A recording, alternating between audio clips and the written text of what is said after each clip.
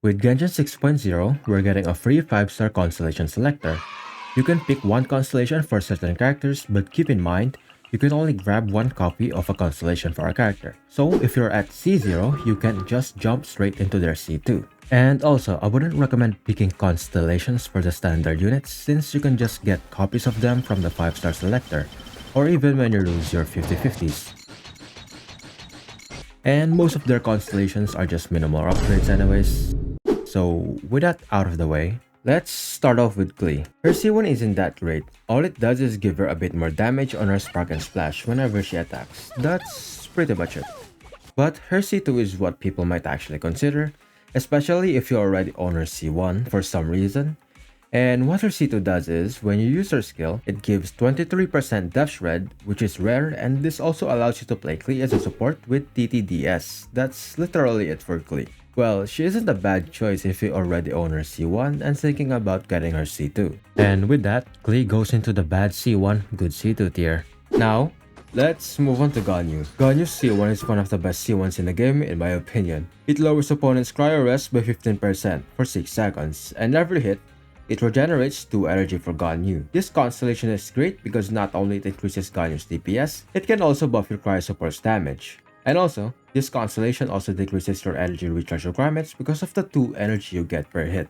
And for her C2, all it does is give you another charge of her skill. The extra charge can help lower her energy requirements, but I would not recommend getting her C2 just for that. So overall, good C1, bad C2. Up next, another cryo DPS, Ayaka. Now, Ayaka's C1 slightly lowers her skill cooldown every normal or charge attack. This con is really bad. The only thing you might notice is her skill coming back a bit quicker, but not enough to squeeze in another skill use. So, it doesn't change how many times you can use her skill in a rotation. Okay, her C2 though is good. It creates mini versions of your burst that deals 20% of your original damage, which is good against bosses, but against smaller or moving enemies, it might not even hit them, or barely hit them because of its spread and hitbox. So if you already have Ayaka's C1, you can consider getting her C2. And of course, Ayaka is going to bad C1 and good C2 tier. Alright, moving on to Childe. His C1, all it does is lowers his skill cooldown by 20%, so basically, it's just a quality of life. And his C2 can lower his energy recharge requirements if you're facing against many enemies. But if no, then it doesn't really do anything because you can only regenerate 4 energy from this when you kill an enemy. So I wouldn't recommend getting either his C1 or C2. So he's going to bad C1 and C2 tier. Now, let's talk about Yoimiya.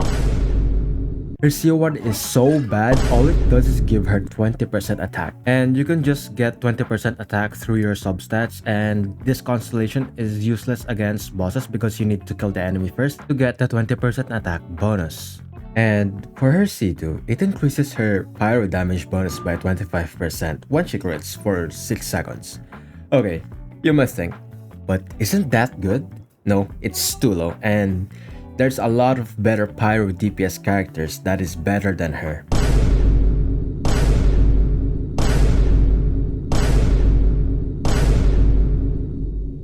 Making her easily replaceable. And mind you, we can only get 4 free constellations per year, and wasting it on Yoimiya is not optimal. And with that, obviously she's going to bad C1 C2 tier. Okay, next, the better pyro DPS, Utao. Now, her C1 is when your skill is active, her charge attack won't consume any stamina, which is good as this allows you to dash cancel without worrying about her stamina, which also allows you to do more charge attacks, which can increase her DPS and make her feel more comfy to play. Although, do note that this constellation's value lowers when you're playing her with her plunge team with Shenhe. Her C2 isn't worth talking about, to be honest. It just increases her Blood Blossom damage, and her burst will be able to apply Blood Blossom effect if you have her C2. That's it. So if you already have C1 Hutao, you're already good. And with that, she's going to good C1 and bad C2 obviously. After Hutao, we got Xiao. His C1 just gives him another charge of his skill, which lowers his energy recharge requirements and a bit of DPS increase. It's not really worth getting. And for C2, it's bullshit. It increases his energy recharge when he's not on the field. Like, just why? Alright, anyways, because of that, he will go to bad C1 and C2. As a matter of fact, all of his cons are bad. Like, don't even consider getting any of his cons, to be honest. Even his C6. Alright, anyways, let's move on to Kokomi. Kokomi's cons are for on-field Kokomi, so if you're playing her as an off-fielder, all of her cons is useless. Okay, anyways, her C1 is when you're on your burst, she will unleash a swimming fish on her final basic attack. Okay, wait, how many basic attacks does she does? Okay, 1, 2, 3, okay. 3 basic attacks. Well, that's it. DPS increase if you're playing her as an on-fielder. If you're wondering what teams you should play it on as an on-fielder, Sukomon team or Bloom teams, although on Bloom teams, she only stays for like 6 seconds when she's on her burst to heal your team. That's it. Alright, anyways, for her C2 is basically more healing on her skill and burst. That's it. And because of that, she's going through good C1, bad C2. Alright, next, Shenhe. Shenhe's C1 allows her to use her skill one more time, which is good, especially in Stage and Onslaught, because you start with no burst there, and it also lowers her energy recharge requirements. And her C2 extends her burst duration by 6 seconds, which is also good, and it also increases the characters within the burst cryo crit damage by 15%. So, both cons are good, so I'll put her on the good C1 and C2 tier. Next, Itto. Okay, his C1 is basically just a quality of life. It allows him to do more charge attacks on his burst, but it's not really a big DPS increase, so it's not worth it. For C2, it just gives him more energy based on how many Geo characters are in your party, and reduces the cooldown of his burst. So basically, it reduces your energy recharge requirements, so his C1 and C2 is just basically a quality of life. Overall, both his C1 and C2 don't bring much. And with so many stronger DPS characters out there, I'm putting him in the bad C1 C2 tier. Next up is Ayato. His C1 increases his damage by 40% only if the enemy is 50% HP or lower, which is bad because of its inconsistency. But his C2 is kinda worth considering. It increases his Namison stacks by 5 and increases his max HP by 50%. And his Namison stack scales off HP, but its scaling is not that high. Well, that's it. It's just a decent upgrade, and going from C1 to C2 is just 12% DPS increase. So if you already have a C1, you can consider getting it. And with that, this C2 is decent, so I'll put it at good C2 and bad C1 even though it's just decent. Alright, next, Albedo. He is one of the worst characters. Sorry for the 10 Albedo mains out there.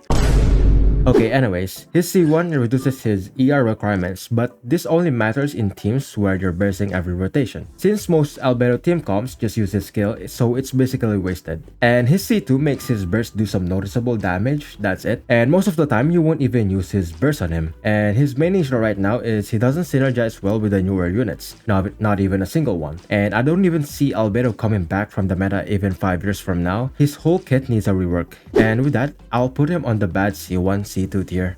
Next, Wanderer. Okay, sorry.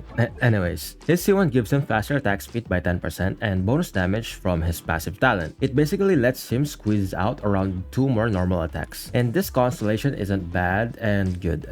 Basically mid. I wouldn't recommend getting a C1 just for that, unless you have no other options, of course. Now, his C2 actually changes things. It makes bursting every rotation viable, since it can increase your elemental burst up to 200%. Which matters, kinda. I was gonna put him on the bad C1 C2 tier, but his C1 is at least somewhat viable, so I'll put him on a good C1 C2 tier. Up next is Cyno. His C1 increases your attack speed by 20% for 10 seconds when you're on your ult. That's it. I would not recommend you to get this constellation just for that. And Cyno's C2 basically gives him a 50% electro damage bonus, resulting in a massive DPS increase. This is his biggest damage boost from Constellations, so if you have his C1, you can go for his C2. And with that, obviously he would be in the bad C1, good C2 tier. Next, Eula. Her C1 gives 30% physical damage bonus, which is good, but the problem is not the constellation itself, it's Eula. Physical right now is in a real bad state. Mika is the only dedicated physical support we have right now, and we all know he's really bad. And for her C2, it's not really important, and it just reduces her skill cooldown, and the combos doesn't even change, so yeah. And with that, she'll go to good C1 and bad C2. Alright, moving on to Yoimiya. Her C1 reduces her energy requirements significantly, which is great for off-field Yai. But if you're running her on-field, especially with Fischl, this is mostly unnecessary, since Fischl can generate enough energy for Yai's burst. So C1 is more of a quality of life for off-field Yai. Her C2 basically increases the range and damage of her skill, which is really good. So If you already have her C1, C2 is worth considering. And she'll go to bad C1, good C2. And after Yai, let's talk about Baizhu. Baizu's C1 just gives him another charge of his skill. It can lower his energy recharge requirements, but it's not worth it just for that. Now, for his C2, it allows you to reapply Dendro without swapping to him, but it can only proc every 5 seconds, so the uptime isn't good. But it's still really useful on teams who rely on Baizhu as the main Dendro applicator. So yeah, it's good, and he's going to bad C1, good C2 tier. Finally, let's wrap up with Nilou. Nilou's C1 increases her skill uptime by 6 seconds, which is good, as this allows you to trigger more blooms. That's the only good thing on her C1, which is good, don't be confused, as this increases the whole team's DPS, and with Llama's release, Nilou's value would be much higher. And for her C2 is one of the best C2s in the game. It reduces the enemy's Hydro Res and Dendro Res of the enemies by 35%, which boosts their team's DPS. Nilou's usual teammates like Farina, Yelan, and Xiao all benefit from this, and it's an even bigger upgrade if you plan to pull for Llama later. Her C1 is already solid, and with such a powerful C2, she clearly belongs in the good C1, good C2 tier. So yeah, those are my recommendations. At the end of the day, it depends on your teams and what brings you the value the most. And let me know your thoughts in the comments. I'll be checking out most of them, so feel free to ask any questions. And if I missed something or something you don't agree with, drop it in the comments too. And as always, thank you guys for watching, and I'll see you guys in the next one.